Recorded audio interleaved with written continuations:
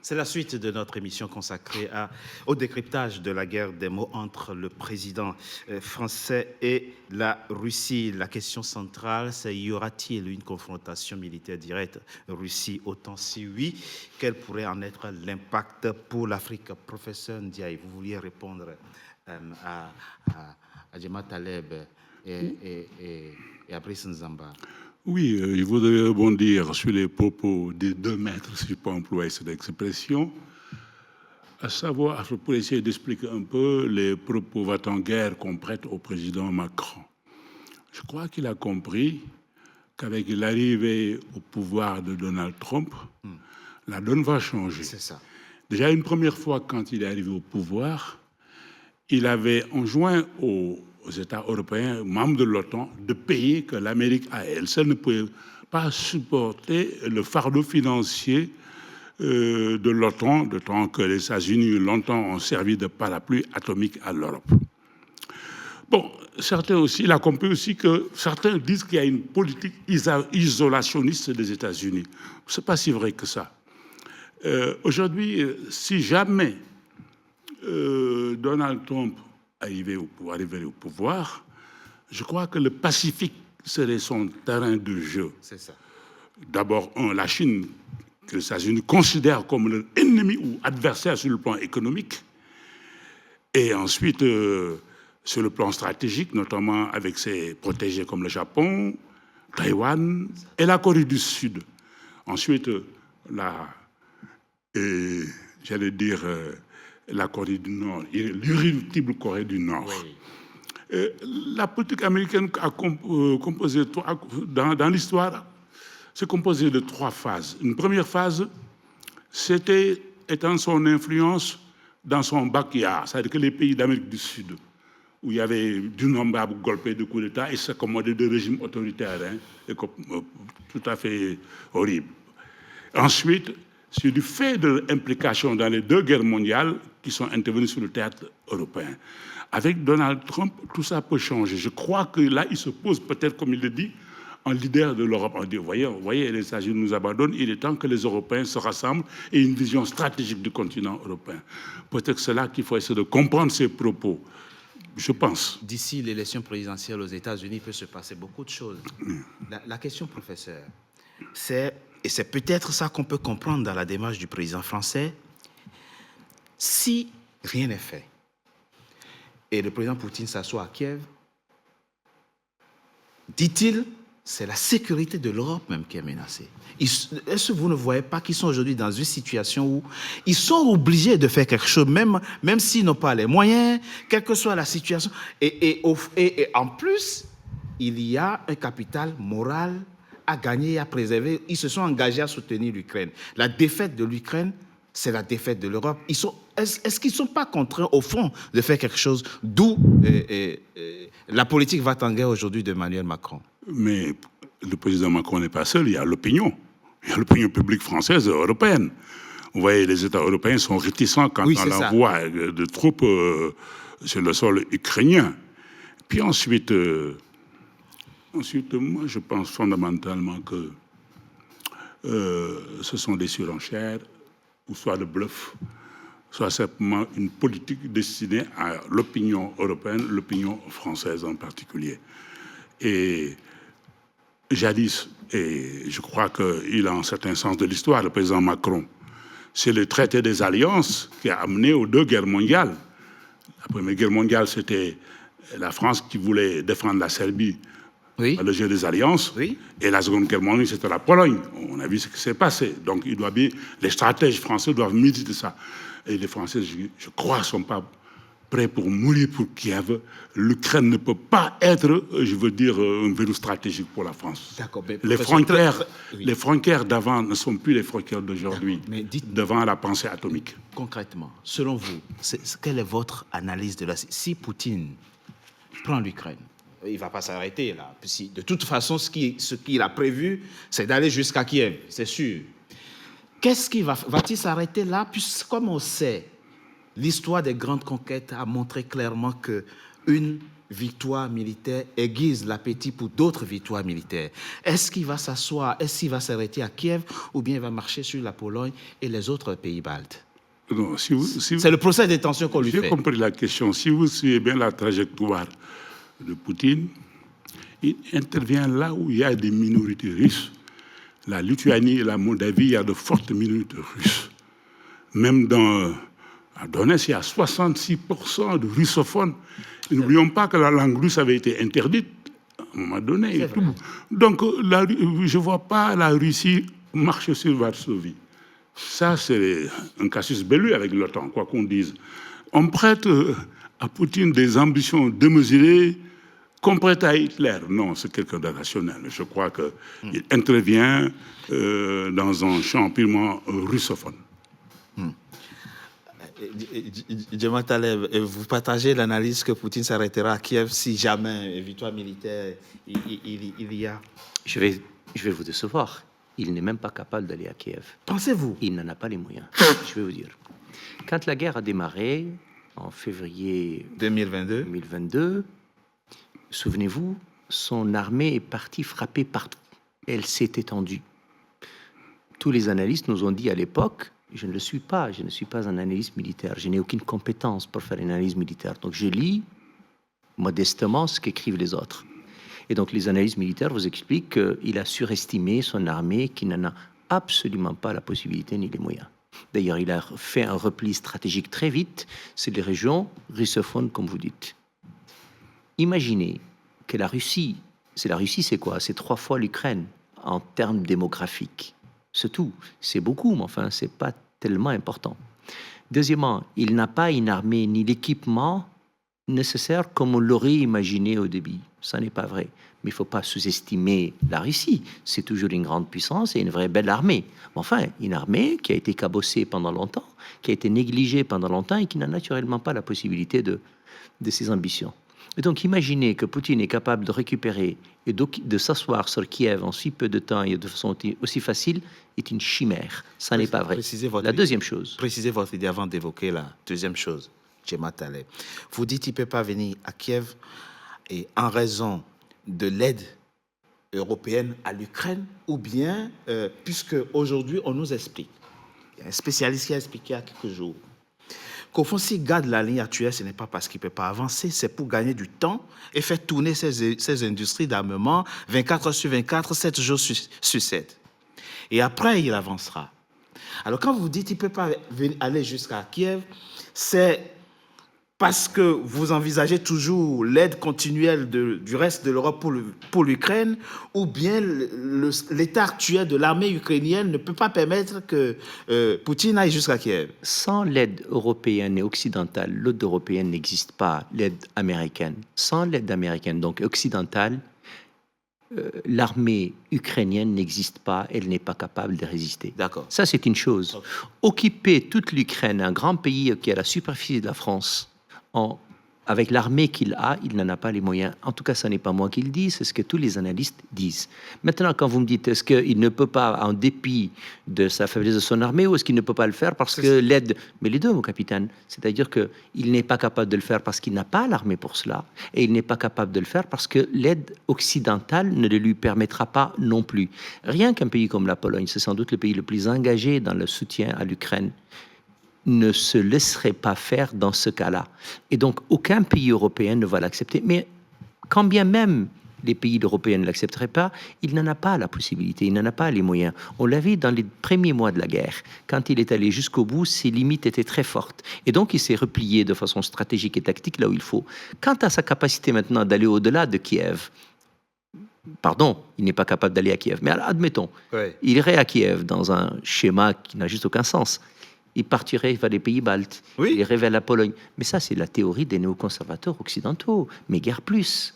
Ces néoconservateurs, souvenez-vous, les mêmes qui veulent imposer les vues occidentales par la force, qui voient le mal un peu partout et qui considèrent que tout celui qui est capable de se mettre au travers des voies occidentales, il faut le briser. Et donc, dans leur logique, pour faire peur aux peuples occidentaux, il faut diaboliser Poutine, il faut le présenter. Mais attention, qu'on soit clair, dans mon entendement, il y a un agresseur et un agressé.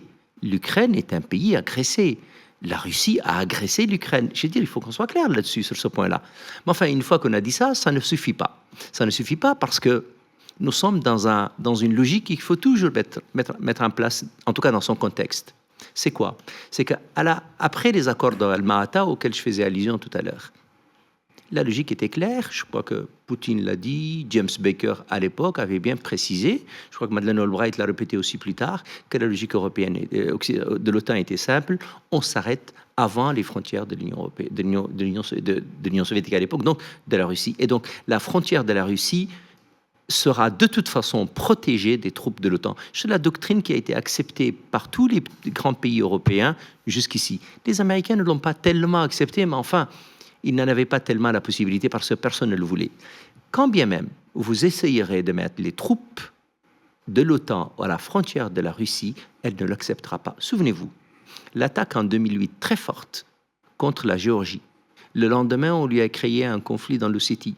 Et donc la logique de Poutine était simple. Si vous mettez les troupes de l'OTAN à ma frontière, j'attaque. En 2008, il n'en avait pas tellement la possibilité, les moyens. Il avait au moins les moyens d'attaquer la Géorgie. C'est tout petit, la Géorgie. Il l'a fait. L'Ukraine, oui, évidemment, il l'a fait. Il s'est retiré très vite avec une garantie de Nicolas Sarkozy à l'époque de ne pas aller au-delà. Sur l'Ukraine, quand en 2014, les russophones sont bombardés, massacrés, vous l'avez dit, la langue russe était même interdite dans le Donbass. À Donetsk, Il a réagi. oui. Il a réagi avec la possibilité qu'il a, avec les capacités qu'il a. Tout ça pour vous dire quoi? Que ce n'est ni un fou, ni un irrationnel, ni un Hitler. Non, c'est un nationaliste russe qui considère, en tout cas qui a une lecture, une vision de ce qu'il considère lui comme étant les intérêts de la Russie et les défend là où il le fait. Il l'a défendu cette fois-ci encore de façon, de mon point de vue, excessive. Parfois, il réfléchit. A-t-il le choix? N'a-t-il pas le choix? Je n'en sais rien. Mais en tout cas, en agressant un État indépendant, je veux dire, on ne peut pas applaudir. En tout cas, moi, je ne peux pas applaudir, même si je n'ai pas d'a priori défavorable ni pour Poutine, ni pour la Russie. Mais enfin, on ne peut pas applaudir. Très intéressant. Oui, Ce oui.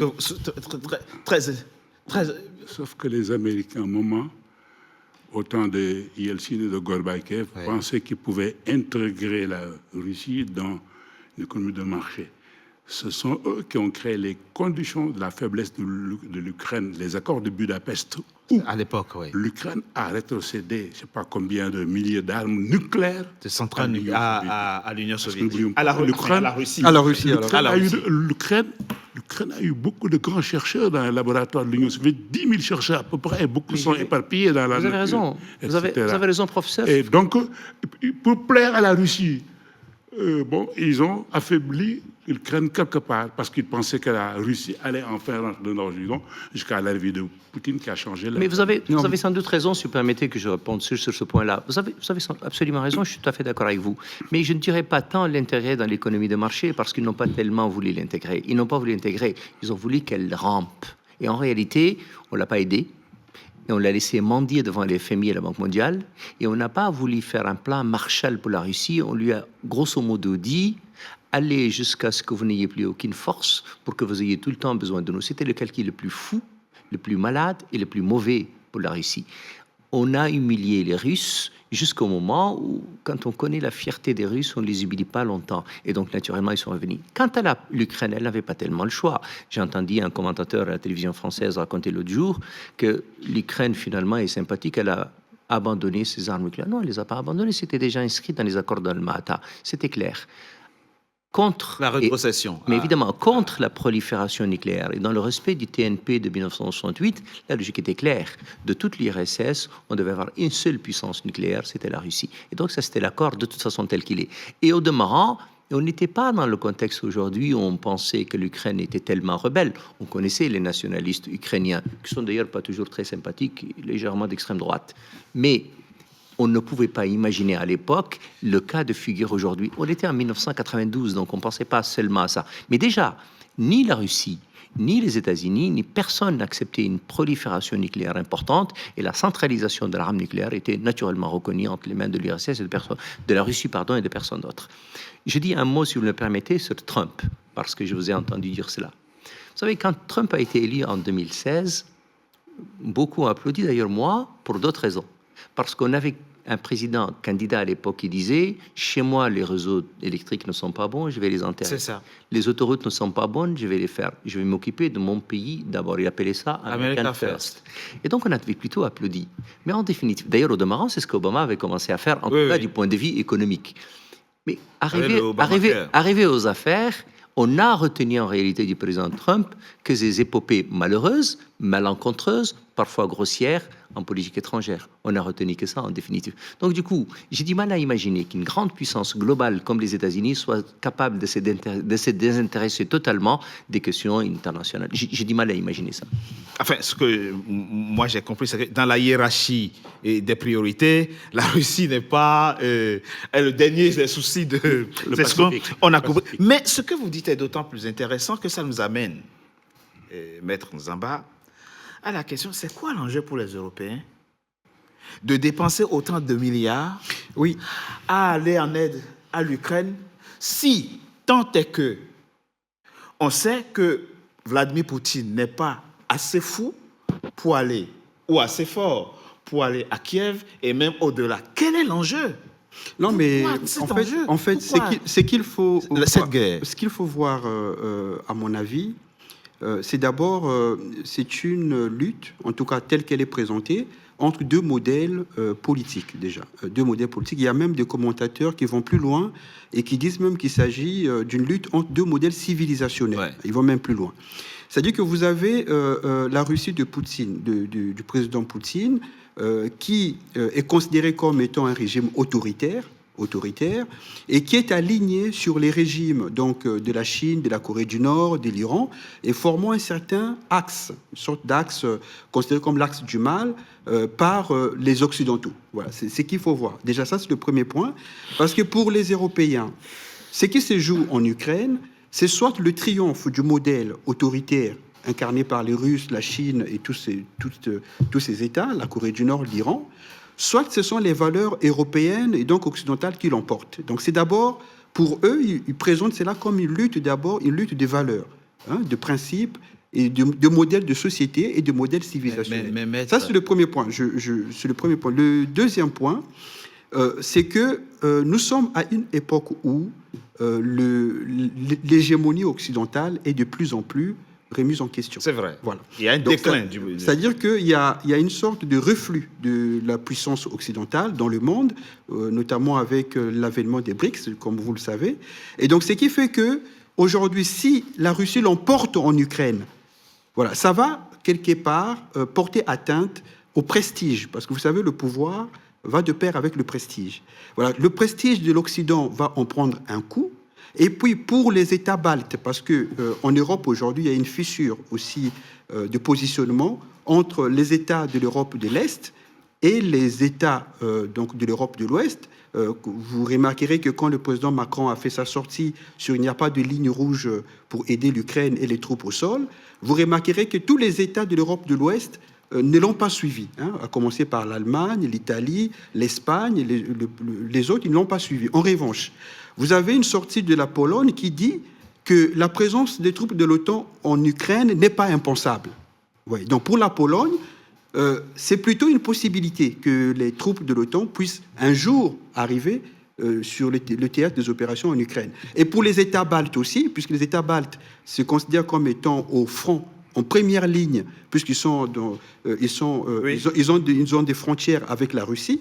Et comme vous le savez, l'histoire va de pair avec la géographie. Et donc, eux, ils se sentent menacés au premier chef.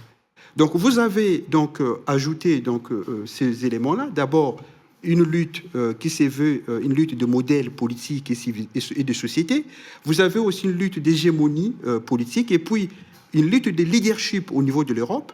Voilà, parce que pour la France, il s'agit d'incarner une voix qui va défendre les intérêts des nouveaux États européens, notamment les États de l'Europe de l'Est, qui, eux, se sentaient plus protégés par les Américains, qui se replient en quelque sorte depuis la résistance de la Chambre des représentants.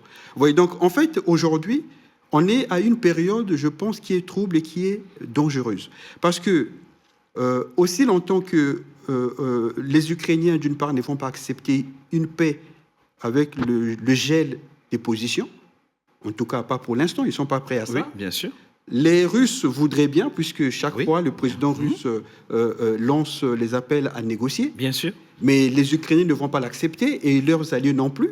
Donc, vous imaginez si les Russes arrivent à entraîner l'effondrement du front ukrainien.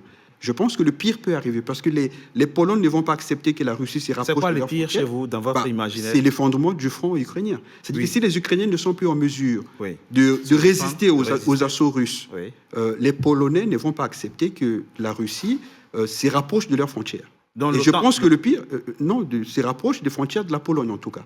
Puisque la Russie est déjà proche de l'OTAN, parce qu'il faut dire qu'aujourd'hui, l'OTAN est présente. Oui, mais c'est ce qu'elle ne voulait pas.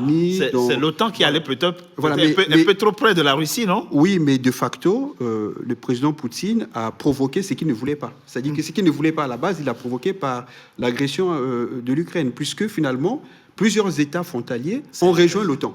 C'est intéressant. Donc c'est un effet inverse de ce qu'il pensait obtenir. Donc pour finir, je pense que les paroles du président Macron peuvent se réaliser un jour s'il y a effondrement du front ukrainien. Ça voudrait dire que l'aide classique des alliés de l'Ukraine n'a pas marché et qu'il va falloir monter d'un cran pour pouvoir contenir la Russie. Donc tout ça, c'est un piège qui est tendu au président Poutine, finalement. Non, c'est de la dissuasion. C'est-à-dire qu'on veut lui faire comprendre qu'il ne faut pas aller plus loin. D'accord. Très rapidement, professeur. Parlons des Africains. Poutine a dit ce 13 mars, l'aigreur du président français est sans doute aussi liée à l'Afrique où il perd du terrain. Moi, je ne cherche qu'à avoir que des amis en Afrique. Quel peut être ou doit être, dans cette recomposition géopolitique que nous vivons, où on n'est plus en 1939, où il n'y aura plus de tirailleurs sénégalais, s'il y a aujourd'hui une guerre entre eux ici. Vous êtes optimiste, cher ami. Je pense qu'il pourrait toujours y avoir des tirailleurs. En tout cas, ce n'est pas les Maliens, les Burkinabés, les Nigériens qui iront combattre aux côtés de l'armée française, si j'ai bien compris.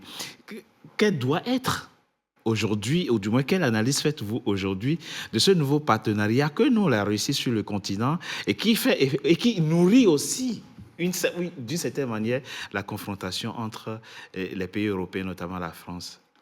Écoutez, la présence russe, pour ne pas dire soviétique, sur le continent africain n'est pas nouvelle. Moi-même, j'en suis un produit un peu. Jadis, les Russes, les Soviétiques étaient nombreux en Afrique, en Guinée d'abord, sous Sékou Touré. Ils étaient un peu partout. Ils ont soutenu les mouvements de libération africains, SWAPO, MPLA, n'oublions pas les troupes cubaines. En Angola, leur influence, ils ont battu l'armée sud-africaine. Ils étaient au Mozambique. Bien sûr. Ils y sont encore, d'ailleurs. Ils y sont encore. Ils étaient au Soudan, ils étaient en Somalie. Ils y sont encore. La base de Berbera, etc. Donc, ce n'est pas quelque chose de nouveau. Les Français découvrent tout d'un coup qu'il y a des Russes. Bon, disons que l'influence russe avait baissé du fait de l'effondrement de l'Union soviétique. Mais les Russes ont toujours été présents en Afrique. Donc, ce n'est pas quelque chose de nouveau. Comment envisager la suite?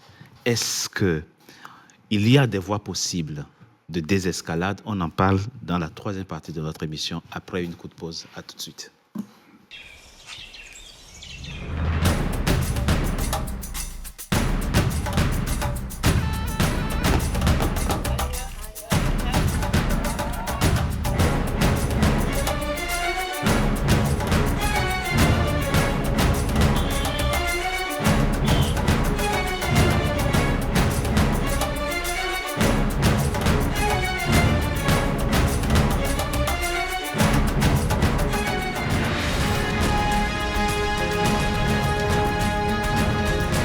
NCA, la nouvelle chaîne africaine.